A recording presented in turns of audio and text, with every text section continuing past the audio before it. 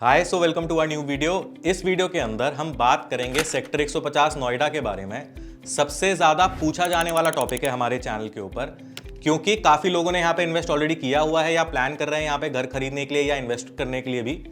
तो इस वीडियो के अंदर हम ऐसे टॉपिक्स या ऐसे चीज़ों के बारे में बात करेंगे सेक्टर 150 को लेके जो यूजुअली शायद आपको इन्फॉर्मेशन ना हो। हम जनरल चीज़ों के बारे में बात नहीं करेंगे। जो रजिस्ट्री का इशू है सेक्टर 150 को लेके उसके बारे में भी कुछ क्लैरिटी देने की कोशिश करेंगे। और अगर आपको इस वीडियो के अलावा आपको अलग से भी कुछ क्वेश्चंस आपके दिमाग में होंगे, कुछ प्रोजेक्ट स्पेसिफिक अगर आपको जानना चाहेंगे, तो आप हमारे वीडियो के कमेंट्स में वो क्वेश्चंस पूछ लीजिएगा। हम इस वीडियो का एक सेकंड पार्ट भी बनाएंगे जिसमें हम आपके पूछे गए क्वेश्चंस को आंसर करेंगे। So let's start the video. सबसे पहले हम बात करते हैं स्पोर्ट्स सिटी के बारे में। आपने सुना होगा कि सेक्टर 150, उसके बगल में सेक्टर 152 स्पोर्ट्स सिटी का पार्ट है। यहाँ पे मल्टीपल स्पोर्ट्स एमिनिटीज बननी है। इसके पीछे का मैं आपको लॉजिक अंडरस्टैंड कराता हूँ। नोएडा अथॉरिटी ने सेक्टर 150 को इस तरीके से प्लान किया है कि यहाँ पे world class sports facilities develop करनी है, चाहे वो टेनिस एकेडमीज हो, क्रिकेट स्टेडियम्स हो, गोल्फ कोर्सेज हो, उनके साथ क्लब हो या स्विमिंग पूल्स हो बड़े इंटरनेशनल स्टैंडर्ड के। तो सारी स्पोर्ट्स फैसिलिटीज यहाँ पे डेवलप करनी है। ऑलमोस्ट पूरे सेक्टर का 70% लैंड एरिया स्पोर्ट्स फैसिलिटीज के लिए डेडिकेटेड है। बाकी बचा जो 30% लैंड एरिया है इस सेक्टर का, उसमें 29.5% ग्रुप हाउसिंग के लिए डेडिकेटेड है और 0.5% ऑलमोस्ट कमर्शियल के लिए डेडिकेटेड है। So sector 150 is like a city within a city, अपने आप में एक टाउनशिप है।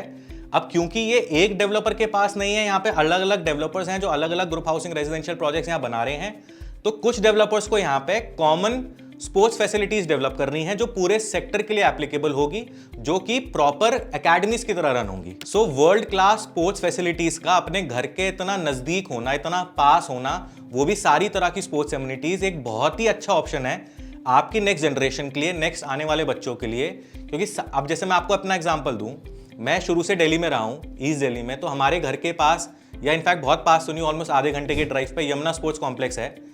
हमने वहाँ पे मेंबरशिप लेते थे, हम टेबल टेनिस खेलने जाते थे वहाँ पे। मेरा ब्रदर क्रिकेट खेलने जाता था। तो मैं आपको वैसे अपने ब्रदर के बारे में बताता हूँ। वैभव शर्मा नाम है मेरे ब्रदर का। वो दिल्ली क्रिकेट टीम का रणजी प्लेयर है। वहीं से यमुना स्पोर्ट्स कॉम्प्लेक्स से स्टार्ट हुआ था प्रैक्टिस करना। तो सेक्टर 150 में जो लोग रहेंगे उनके बच्चों को स्पोर्ट्स फैसिलिटीज के लिए कहीं दूर जाने की जरूरत नहीं होगी।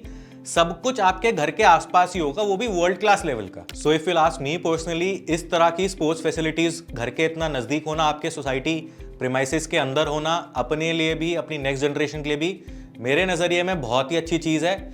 और इस चीज की इंपॉर्टेंस जब ये स्पोर्ट्स एमिनिटीज, ये सेक्टर पूरा कंप्लीट होगा, जब सारी चीजें डिलीवर हो जाएंगी, इसकी इंपॉर्टेंस तब ज्यादा मालूम होगी, तब ज्यादा समझ में आएगी। अब दूसरा टॉपिक इस सेक्टर को लेके है लो डेंसिटी का होना। आप ब्रोशर में या कॉल पे या जब देखने जाते हैं, आपको लोग बताते हैं कि ये सेक्टर बहुत लो डेंस है, आप उसकी इंपॉर्टेंस को भी अंडरस्टैंड करें।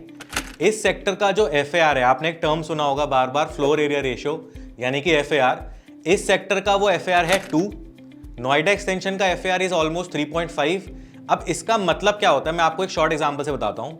लेट्स से कोई ग्रुप हाउसिंग प्रोजेक्ट है, कोई रेजिडेंशियल प्रोजेक्ट है सेक्टर 150 के अंदर, जिसका टोटल लैंड एरिया 10 एकड़ है। अब 1 एकड़ के अंदर ऑलमोस्ट 4840 गज होता है, एक गज के अंदर 9 स्क्वायर फीट होता है। तो अगर आप कैलकुलेट करेंगे 10 एकड़ का जो टोटल लैंड एरिया है, अगर उसको आप स्क्वायर यार्ड या स्क्वायर फीट में कन्वर्ट करेंगे तो ऑलमोस्ट 4,35,000 स्क्वायर फीट आएगा 10 एकड़ का टोटल लैंड पार्सल। अब FAR 2 होने का मतलब ये होता है कि 4,35,000 इंटू 2 टाइम्स, यानी कि almost 9 lakh square feet developer बना के बेच सकता है। और इसका और डिटेल में अगर आप अंडरस्टैंड करेंगे, 9 lakh square feet is the total saleable area, जितना कंस्ट्रक्शन वो कर सकता है, चाहे वो अपार्टमेंट्स हो, चाहे जितने भी क्लोज्ड एरियाज हों उस रेजिडेंशियल प्रोजेक्ट के अंदर, जैसे क्लब हाउस वगैरह। तो जिस सोसाइटी के अंदर छोटे फ्लैट्स होंगे, छोटे फ्लैट्स का नंबर ज्यादा होगा। वैसे जहां पे भी, जिस भी एरिया में FAR कम होता है, वहां पे यूजुअली साइजेस डेवलपर्स बड़े ही बनाते हैं। लेकिन जैसे टाटा यूरेका पार्क है इस सेक्टर के अंदर, या Eldeco live by the greens है, वहां पे डेंसिटी अगर आप देखेंगे तो आपको ऑलमोस्ट 80, 90, 100 यूनिट्स पर एकड़ दिखाई देंगे। और कुछ प्रोजेक्ट्स के अंदर आपको 50, 60, 70 यूनिट्स पर एकड़ दिखाई देंगे। तो उसका लॉजिक ये है, FAR तो दोनों प्लॉट्स के लिए सेम है ऑलमोस्ट। फर्क बस इतना होगा कि कहीं पे छोटे फ्लैट्स बना के वो FAR कंज्यूम किया गया है और कहीं पे बड़े फ्लैट्स बना के वो FAR कंज्यूम किया गया है। तो ऑब्वियसली अगर सोसाइटी के अंदर फ्लैट्स का साइज बड़ा होगा तो नंबर ऑफ फ्लैट्स कम हो जाएंगे। सो ओवरऑल इसका मतलब ये कि सेक्टर 150 का FAR काफी कम है, तो डेंसिटी बहुत कम रहेगी, पूरे सेक्टर के अंदर ही, जैसे मैंने आपको पिछले टॉपिक में भी बताया, पिछले क्वेश्चन में भी बताया कि टोटल इस सेक्टर का 70% land area is dedicated for the sports amenities, 29.5% is only dedicated for group housing यानी कि रेजिडेंशियल प्रोजेक्ट्स, और कमर्शियल में तो आपकी एक बत्ती जल जानी चाहिए कि इस सेक्टर के अंदर सिर्फ 0.5% लैंड ही है जो कमर्शियल को अलॉटेड है। यहां पे गुड़गांव जैसा नहीं होता है कि 10 एकड़ का लैंड पार्सल दिया गया डेवलपर को, उसमें 2.5 एकड़ का वो हाई स्ट्रीट कमर्शियल बना रहा है और 7.5 एकड़ के अंदर रेजिडेंशियल बना रहा है। टोटल सेक्टर के अंदर ही ऑलमोस्ट 0.5% ही लैंड कमर्शियल को अलॉटेड है। सो अगला क्वेश्चन इस सेक्टर के बारे में पूछा जाता है कि ये रहने लायक कब तक होगा, यानी कि सोशल इंफ्रास्ट्रक्चर, जो चीजें घर के आसपास होनी चाहिए जरूरत की, वो कब तक डिलीवर हो जाएंगी, कब तक डेवलप हो जाएंगी। तो मेरे हिसाब से 2025 या 26 तक मैक्सिमम ये सेक्टर फुल फ्लेज्ड डिलीवर हो जाएगा in terms of social infrastructure.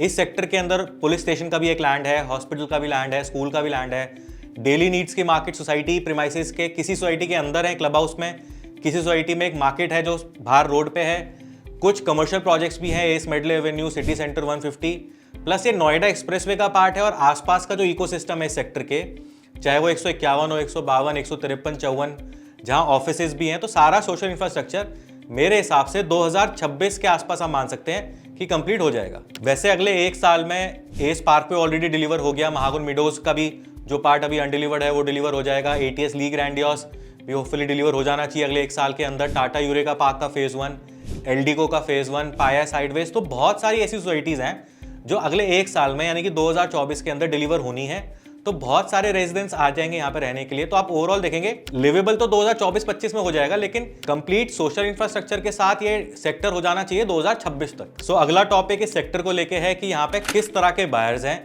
कहाँ से लोगों ने खरीदा है यहाँ पे, क्या वो एंड यूजर्स हैं, इन्वेस्टर्स हैं, किस तरह का बेसिकली क्राउड होगा इस सेक्टर के अंदर। तो इसमें मैं पहले ये बोलूंगा कि कुछ सोसाइटीज की फील होती है, जैसे काउंटी 107, गुलशन डायनेस्टी, क्लियो काउंटी, जो अच्छी नई सोसाइटीज अभी बनी हैं। आप इस सेक्टर का लुक एंड फील और वाइब अंडरस्टैंड करो कि इस सेक्टर के अंदर सारी ही सोसाइटीज नई, माइवन कंस्ट्रक्शन, अच्छा लाइटेड फसाड, टॉप डेवलपर्स की हैं। तो जब आप सेक्टर में ही एंटर करेंगे तो सारे आपको चमकता हुआ ही दिखेगा। तो आप एक वाइब, एक फील आप अंडरस्टैंड करें कि 150 की 8-10 प्रोजेक्ट्स डिलीवर होने के बाद किस तरह की होगी। और ये सेक्टर इस तरीके से लोकेटेड है कि इस सेक्टर से होता हुआ किसी को क्रॉस करके किसी दूसरे सेक्टर में नहीं पहुंचना। जैसे 70s वाले जो सेक्टर हैं, जो वहां नहीं भी रहता होगा वो भी क्रॉस करता हुआ सेक्टर में जाता है। इस सेक्टर के अंदर आप अंडरस्टैंड करें, जो लोग रहेंगे या उनको जो सर्व करेंगे सिर्फ वही लोग इस सेक्टर के अंदर जाएंगे और किसी का काम ही नहीं होगा इस सेक्टर में आने का। और रही बात बायर्स की कि किन लोगों ने खरीदा है, तो मेरे हिसाब से ऑलमोस्ट 3-4-5% तो एनआरआईज हैं जिन्होंने यहाँ पे अपार्टमेंट खरीदे हैं। दिल्ली के बहुत सारे लोग हैं जिन्होंने यहाँ पे अपार्टमेंट्स खरीदे हैं। नोएडा के भी बहुत सारे लोग हैं जो शायद अभी रेंट पे रह रहे हैं, जिन्होंने अपग्रेड करने के लिए अपना फर्स्ट होम यहाँ पे खरीदा है। कुछ उस कैटेगरी के भी प्रोजेक्ट्स हैं। बहुत लोग नोएडा के हैं जो ऑलरेडी अच्छी सोसाइटीज में रह रहे हैं, अपग्रेड करने के पर्पज से खरीदा है।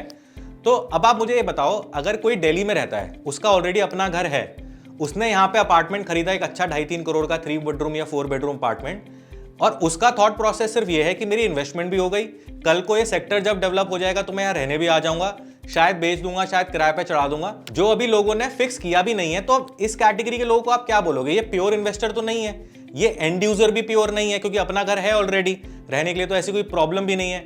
अंडर कंस्ट्रक्शन जो प्रोजेक्ट 3-4 साल बाद मिलेगा, जिनका प्राइस भी 3-4-5 करोड़ के आसपास है, मेजरली वो फर्स्ट टाइम होम बायर्स नहीं है, उनका ऑलरेडी घर है, तो वो इन्वेस्टर भी आप बोल सकते हो और एंड यूजर भी बोल सकते हो। अब हम बात करते हैं रजिस्ट्री के इशू को लेके सेक्टर 150 से रिलेटेड।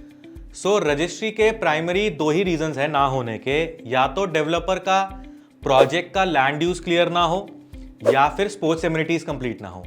अब इस सेक्टर का ना एक यूनिक केस है, क्योंकि ये सेक्टर ही स्पोर्ट्स सिटी का पार्ट है। यहाँ पे मेजरली 70% एरिया बनना ही स्पोर्ट्स एमिनिटीज के लिए था। अब नोएडा अथॉरिटी, क्योंकि एक एसेट लाइट अथॉरिटी है, उसने डेवलपर को वो लैंड दे दिए, डेवलपर को अलाउ कर दिया ग्रुप हाउसिंग रेजिडेंशियल प्रोजेक्ट्स बनाने के लिए, सो दैट कि उनकी प्रॉफिटेबिलिटी आ जाए। उनको ये बता दिया कि आपको इतने टाइम के अंदर ये स्पोर्ट्स एमिनिटीज डेवलप करनी है।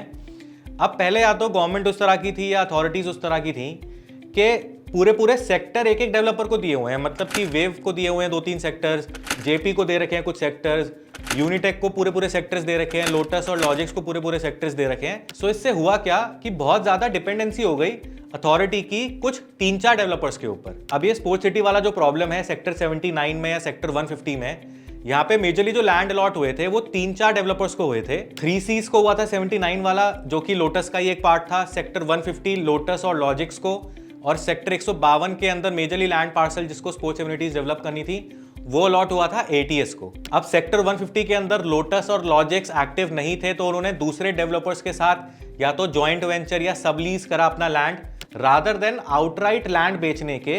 ASOL तो एक ऐसा डेवलपर है जिसने काफी सारे लैंड पार्सल्स यहाँ पे आउटराइट खरीदे हुए हैं। अब यहाँ पे 2021 से पहले तक कोई प्रॉब्लम नहीं थी, स्पोर्ट्स एमिनिटीज भी धीरे धीरे बन रही थी, प्रोजेक्ट्स भी डिलीवर हो रहे थे, कंस्ट्रक्शन भी चल रही थी। 2021 में CAG जो कि एक ऑडिटर है उसकी एक रिपोर्ट आई कि यहाँ पे जो लैंड का एलोकेशन है वो गलत तरीके से किया जा रहा है। जो स्पोर्ट्स एमिनिटीज टोटल सेक्टर की 70% लैंड एरिया में बननी चाहिए वो परसेंटेज कम हो गया है और लोग डेवलपर्स वहां पे रेजिडेंशियल प्रोजेक्ट्स ही लॉन्च कर रहे हैं। तो इस तरह की एक ऑडिट रिपोर्ट आई थी CAG की। उसके बाद नोएडा अथॉरिटी ने यहाँ पे रजिस्ट्री रोकी और एक कंसल्टेंट हायर किया, स्काईलाइन शायद नाम है उस कंसल्टेंट का, और एक कमेटी भी बनी, PAC शायद नाम है उस कमेटी का, जो ये स्टडी कर रही है डेवलपर के साथ जिनको लैंड अलॉट हुए या जो दूसरे डेवलपर्स जिन्होंने उस लैंड को खरीदा, या अथॉरिटीज से भी, या जो CAG की रिपोर्ट है उसके अंदर पूरा स्टडी किया जा रहा है। अभी आपको पता होगा योगी जी भी ग्रेटर नोएडा आए थे, जो एक इंटरनेशनल ट्रेड शो हुआ था ग्रेटर नोएडा में परी चौक के पास, MotoGP भी हुआ था, जो कि बहुत प्राइड की बात है यमुना एक्सप्रेसवे पे। तो वहां पे जब योगी जी आए थे तो वो सेक्टर 150 से रिलेटेड इश्यूज के लिए भी उनकी एक मीटिंग हुई थी, जो अभी हुई भी थी, अगले महीने होनी भी है। सो ऐसी उम्मीद है कि जल्दी इस चीज को सॉर्ट किया जाएगा, क्योंकि अब योगी जी भी इन्वॉल्व हैं।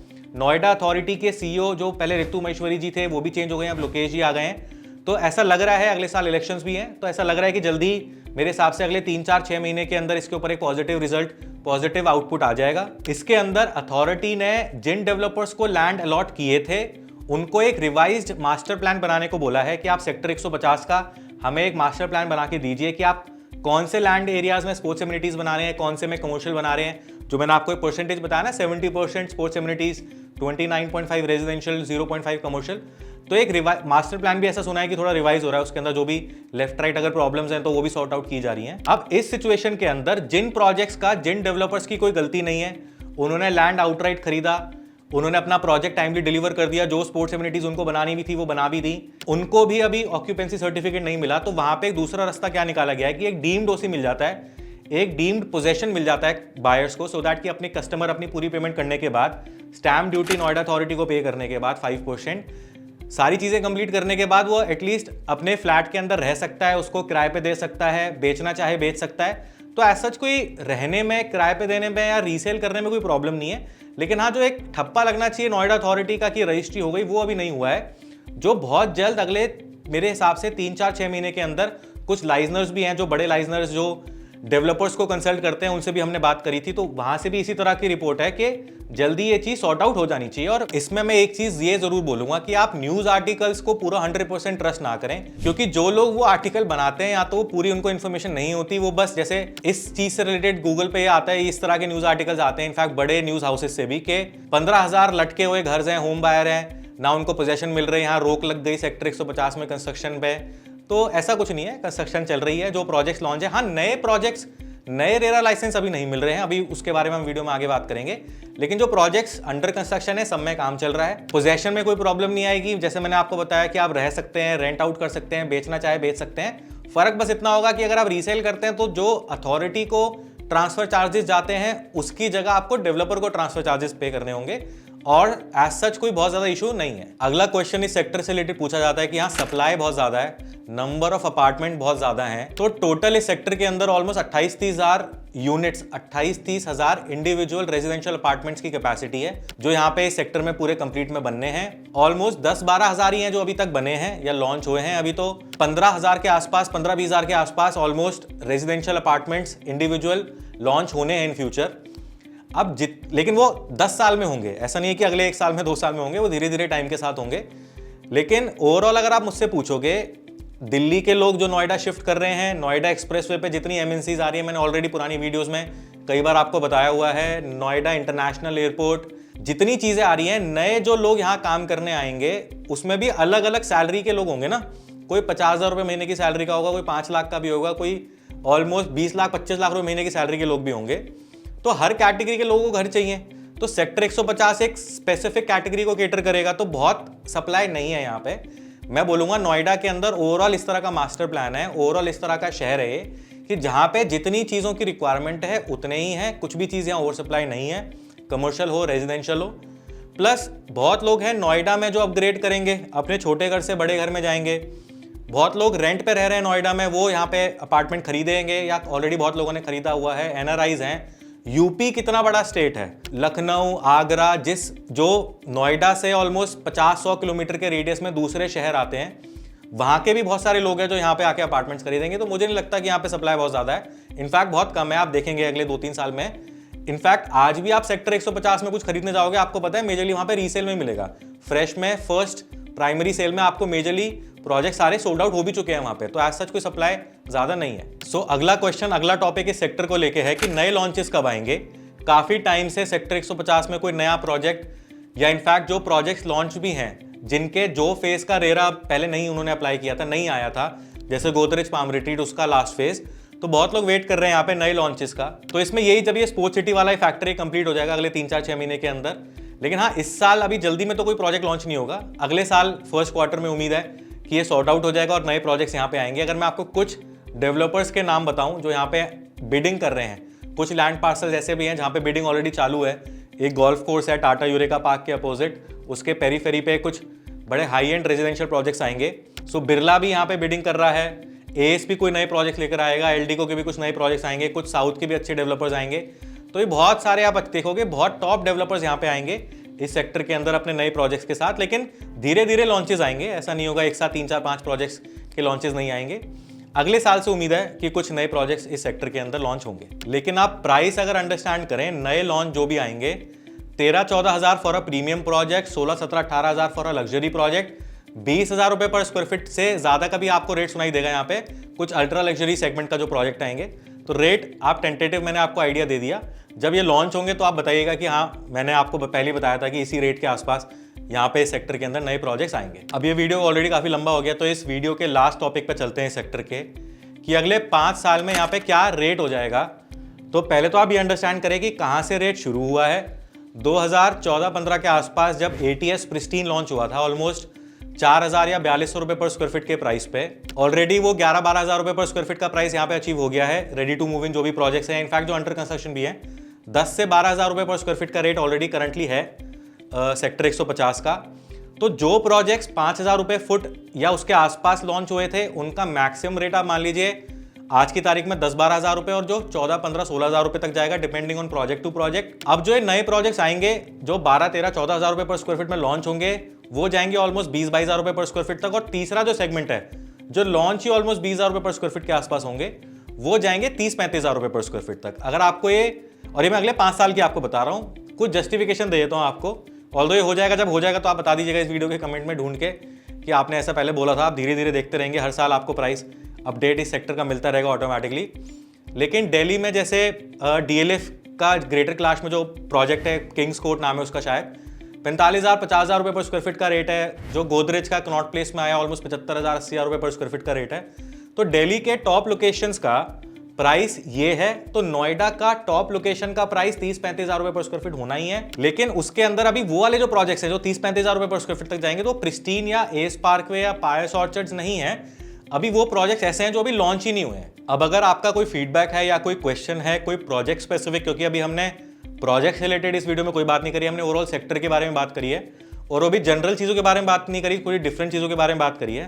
तो अगर आपका कोई क्वेश्चन है तो आप इस वीडियो के कमेंट्स में हमसे पूछ लीजिए, हम इसका सेकंड पार्ट बनाएंगे तो हम सारे क्वेश्चंस को आंसर करेंगे। सो आई होप आपको ये वीडियो इन्फॉर्मेटिव और अच्छा लगा होगा। So make sure you like this video and subscribe to our channel as well. So that was it for today, we'll see you next time.